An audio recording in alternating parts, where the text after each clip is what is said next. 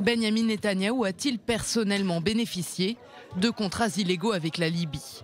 C'est en tout cas ce que semble indiquer une enquête menée par des journalistes du Huffington Post. Les faits remontent aux années 2007-2008. Benyamin Netanyahou achète alors des parts de l'entreprise Seadrift Coke, une entreprise détenue par son cousin Nathan Miłkowski.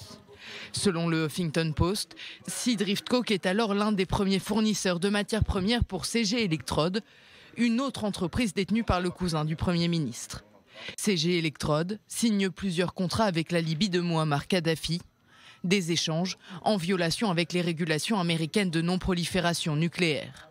En tant qu'actionnaire de l'entreprise fournissant les matières premières, Benyamin Netanyahou aurait ainsi pu bénéficier directement de ces ventes à la Libye.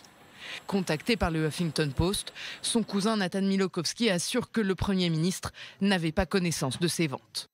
Il n'était pas impliqué dans l'entreprise, il était juste un investisseur passif de Seadrift. Je ne dirai rien d'autre que ça, je ne parle pas aux journalistes. CG Electrode, détenu par Nathan Miłkowski, a été inculpé pour ses ventes à 23 reprises par le gouvernement américain, sans que l'entité avec laquelle les échanges ont été conclus ne soit dévoilée.